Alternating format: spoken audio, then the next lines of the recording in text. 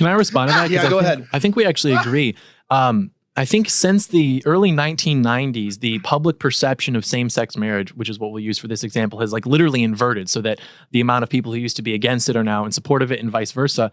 And oftentimes with these social movements, we tend to think of it in terms of like, oh, we just know better than the people 30 years ago did. But that's not actually true. It's actually the result of calculated political movements and funding and resources being allocated properly, et cetera.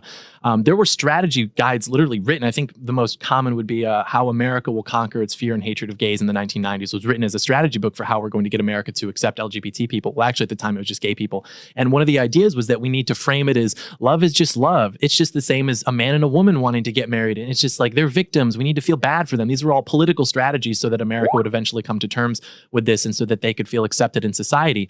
And so I don't think that it's a matter of us all of a sudden just being like, oh, wait a minute. No, this is like fine. It's actually just like a calculated movement of basically different apparatuses coming together to push this agenda.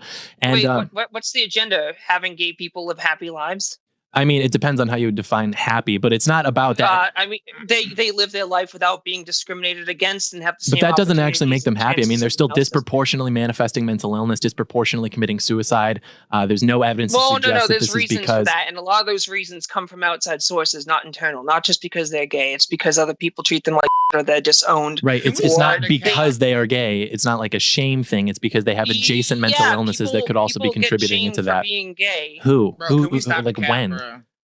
When we just heard Bryson attack. Yeah, Bryson attack. Yeah. Bryson is one person though. There's no like societal discrimination against gay people. Wait. Y'all just brought up my names. Okay, first off, can we stop this cap? Like, first off, I said why more people are gay now, and then she disagreed, and then she literally just proved it in the last thing, in the last little speech she just gave. She literally proved my point. She said more people coming out as gay because there's more gay representation, which proved my point from earlier. True. But it's because they're less afraid to come out. That's not true, because if you look at the data from Pew Research, for example, as far as when people are coming out at what year, if that were true that all of a sudden people are more accepting so they feel comfortable to come out, you would expect the age at which people are coming out to be about the same as far as the trends going upward. But that's not what you see. You see people who are like older and people who are middle age. It's about the same as how many of them are identifying as gay. But for some reason, it's the younger people who I think it's now 1 in 6 are identifying as LGBT plus. And the reason for that, and you said this earlier too, you said something to the effect of if gay people weren't natural, then there wouldn't be gay people. And you've actually sort of proved our point in that, because it's true that there is no, natural reason that, gay people would reproduce, because, they're not attracted to that and they wouldn't be creating children.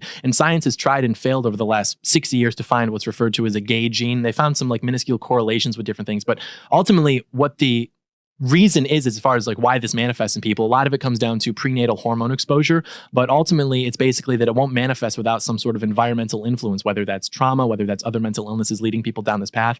And so what's happened is society has continued to push these narratives. People have decided that, okay, maybe especially children, that they're confused about things, they're depressed, and they seek identity in these different movements and social trends.